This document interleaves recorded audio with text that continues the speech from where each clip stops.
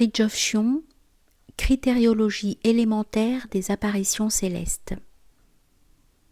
Selon un hadith, le diable ne peut pas prendre l'apparence du prophète. Paix et bénédiction de Dieu sur lui. Ceci est en soi parfaitement plausible, mais on peut néanmoins se demander quelle est l'utilité de cette information, étant donné qu'après la disparition des compagnons, il n'y avait plus et il n'y a plus de témoins de cette apparence. La portée pratique du hadith est la suivante. Si le diable prenait l'apparence d'un homme déifié ou d'un ange, il se trahirait nécessairement par quelques détails dissonants. Cela passerait sans doute inaperçu pour ceux dont l'intention manque de désintéressement et de vertu, et qui, mettant leur désir au-dessus de la vérité, veulent au fond être trompés, mais non pour ceux dont l'intelligence est sereine et l'intention pure. Le démon ne peut pas objectivement prendre l'apparence parfaitement adéquate d'un ange de lumière, mais il le peut subjectivement en flattant, donc en corrompant, le spectateur ouvert à l'illusion. Cela explique pourquoi, en climat de mystique individualiste et passionnel, on rejette parfois toute apparition céleste. Mesure de prudence qui n'aurait aucun sens en dehors d'un tel climat et qui, en elle-même, est pour le moins excessive et problématique. La bonne attitude envers une apparition, ou une autre grâce, que Dieu n'impose pas par une certitude irrésistible, est une déférente neutralité, éventuellement une pieuse expectative. Mais même quand une grâce présente un caractère de certitude, il importe de ne pas se fonder exclusivement sur elle, de crainte de tomber dans l'erreur qu'ont commise beaucoup de faux mystiques au début de leur carrière, car le fondement décisif de la voie spirituelle est toujours une valeur objective, sans quoi il ne saurait être question d'une voie au sens propre du terme.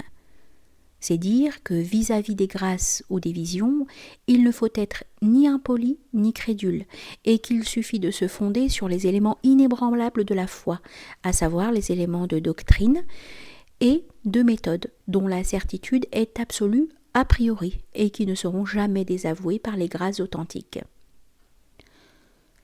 Les illusionnés ignorent et veulent ignorer que le diable peut leur donner des inspirations justes, dans l'unique but de gagner leur confiance, afin de pouvoir les faire tomber en fin de compte dans l'erreur. Qu'il peut leur dire 9 fois la vérité, afin de pouvoir les tromper d'autant plus facilement la 10e fois. Et qu'il trompe avant tout ceux qui attendent la confirmation ou l'accomplissement des illusions auxquelles ils se sont attachés. Ceci concerne les visions aussi bien que les auditions ou autres messages. Un genre particulier de grâce est l'extase. Ici aussi, il convient de distinguer entre le vrai et le faux, ou entre le surnaturel et le morbide, voire le démoniaque. Une exception très rare en même temps que fort paradoxale est l'extase accidentelle, que nous ne pouvons passer sous silence dans ce contexte. Il arrive qu'une personne toute profane passe par une véritable expérience extatique, sans savoir pourquoi ni comment. Une telle expérience est inoubliable et influe plus ou moins profondément sur le caractère de la personne. Il s'agit d'un accident cosmique dont la cause est fort lointaine, c'est-à-dire qu'elle est dans le destin de l'individu, ou dans le karma, les mérites passés et antéterrestres, comme diraient les hindous et les bouddhistes. Mais ce serait une grave illusion que de voir dans une telle expérience une acquisition spirituelle de caractère conscient et actif, alors que le sens de l'événement ne peut être qu'un appel à une voie authentique dans laquelle on repartira à zéro. Tout ceci est sans rapport direct avec les apparitions célestes, mais l'extase n'en est pas moins une façon de voir Dieu, entre guillemets, au travers d'un voile soit tissé de symboles, soit fait de lumière ineffable. Elle peut du reste coïncider avec une vision, et dans ce cas, elle serait la condition subjective d'un mode de perception objectif surnaturel, comme peut l'être le sommeil, c'est-à-dire qu'elle sera le lieu de rencontre déjà céleste en vue d'un contact entre la terre et le ciel. Parmi les grâces réelles ou apparentes, il y a également les pouvoirs, entre guillemets, par exemple de guérison, de prévision, de suggestion, de télépathie, de divination, de prodige mineur. Ces pouvoirs peuvent assurément être des dons directs du ciel, mais dans ce cas ils sont en fonction d'un degré de sainteté, sinon ils sont simplement naturels, bien que rares et extraordinaires. Or, à l'avis de toutes les autorités spirituelles, il convient de s'en méfier, de ne pas y prêter attention, d'autant que le diable peut s'en mêler et a même tout intérêt à le faire. Les pouvoirs gratuits, s'ils peuvent être a priori des indices d'une élection de la part de Dieu, peuvent causer la perte de ceux qui s'y attachent au détriment de l'ascèse purgative qui exige toute spiritualité. Bien des hérétiques ou des faux maîtres ont commencé par être dupes de quelques pouvoirs dont la nature les avait dotés. Pour le vrai spirituel, le pouvoir apparaît tout d'abord comme une tentation, non comme une faveur. Il ne s'y arrêtera pas, et ne serait-ce que pour la simple raison qu'aucun saint ne fera de sa sainteté un axiome. L'homme ne dispose pas des mesures de Dieu, sauf d'une façon abstraite ou par une grâce relevant d'une dignité déjà prophétique, car nul ne peut être juge et parti dans sa propre cause. Il va donc de soi que les pouvoirs peuvent être aussi aléatoires que les visions, et aussi authentiques que celles-ci, suivant la prédisposition de l'homme et la volonté de Dieu. Le critère du pouvoir surnaturel est dans le caractère de l'homme, et la noblesse du caractère est en même temps et essentiellement un des critères de la sainteté. Ce qui revient à dire que les pouvoirs ne sauraient être à eux seuls des critères d'élection spirituelle. Selon un principe bien connu, les anges parlent toujours le langage doctrinal ou mythique de ceux à qui ils s'adressent, si ce langage est intrinsèquement orthodoxe, car il y a là deux éléments de contradiction possibles, à savoir les différences de religion et les différences de niveau. Par conséquent, un être céleste peut se manifester en fonction non seulement de telle religion ou de telle confession, mais aussi de tel degré d'universalité. Et de même que l'ésotérisme, d'une part prolonge et d'autre part contredit l'exotérisme, la première attitude se référant à la vérité salvatrice et la seconde au formalisme limitatif, de même, les manifestations célestes peuvent en principe se contredire dans le cadre d'une même religion, suivant qu'elles rendent compte de ce cosmos particulier ou au contraire de la vérité une et universelle. Ceci dit, il importe de savoir que les porte-paroles du ciel ne donnent jamais des leçons d'érudition universaliste.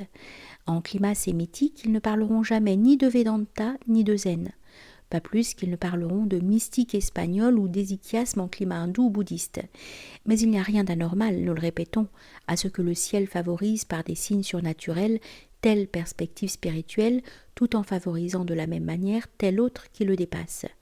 Si les deux perspectives sont intrinsèquement légitimes, eh bien qu'elles se situent toutes deux dans le même cosmos religieux. La question de l'apparition d'un homme déifié, d'un avatara si l'on veut, évoque un autre problème, celui de la différence entre un songe et un rêve ordinaire. Les êtres célestes se manifestent toujours dans les songes, non dans les rêves, ce qui ne signifie pas que toute apparition céleste dans un rêve soit diabolique, car elle peut n'être que naturelle. De même que nous pouvons rêver d'une chose quelconque qui nous préoccupe, de même nous pouvons rêver innocemment d'un saint, sans que l'absence d'une cause surnaturelle implique une cause maléfique.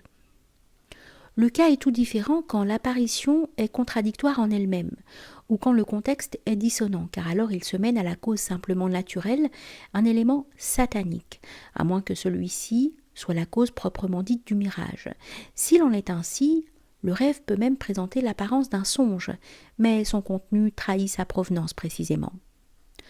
Contrairement à ce qui a lieu pour les rêves, les songes sont absolument homogènes et d'une précision cristalline. Ils laissent, dès le réveil, une impression de fraîcheur, de luminosité, de bonheur, à moins que leur contenu ne soit divinement menaçant et non consolant ou encourageant, comme c'est le plus souvent le cas. Conformément à leur caractère surnaturel, les songes sont plus ou moins rares, car le ciel n'est pas prolixe, et il n'y a pas de raison que l'homme reçoive fréquemment des messages célestes. Quelques considérations sur le rapport entre l'état de rêve et l'état de veille s'imposent ici, car d'aucuns contesteront que la vision du rêve concerne l'ego de l'état de veille. Certains védantistes modernes soutiennent en effet que les deux états dont il s'agit n'ont aucun rapport l'un avec l'autre, que l'ego du rêve n'est pas du tout celui de la veille, que les deux états sont des systèmes clos et qu'il est abusif de prendre la conscience éveillée comme point de référence par rapport à la conscience onirique, et que par conséquent, celle-ci n'est aucunement inférieure ou moins réelle que celle-là. Cette opinion extravagante et pseudo-métaphysique se trouve contredite premièrement par le fait qu'en nous réveillant, nous nous souvenons de notre rêve et non de celui de quelqu'un d'autre. Deuxièmement, par le fait que le caractère inconsistant et fluide des rêves d'une part prouve leur subjectivité, leur passivité et leur accidentalité. Troisièmement, par le fait que nous pouvons parfaitement nous rendre compte dans le rêve que nous rêvons et que c'est bien nous qui rêvons et non un autre. La preuve en est qu'il arrive que nous nous réveillons par notre propre volonté quand le développement du rêve nous inquiète. Par contre, nul ne songera à faire un effort pour sortir de l'état de veille, quel que soit le désagrément de la situation, pour se réveiller dans un état paradisiaque où l'on se persuaderait qu'on est sorti d'un accident de l'imagination personnelle, alors qu'en réalité, le monde terrestre continue à être ce qu'il est. L'univers est une sorte d'illusion par rapport au principe. Certes, mais sur le plan de la relativité, le monde objectif n'est pas une illusion par rapport à telle subjectivité.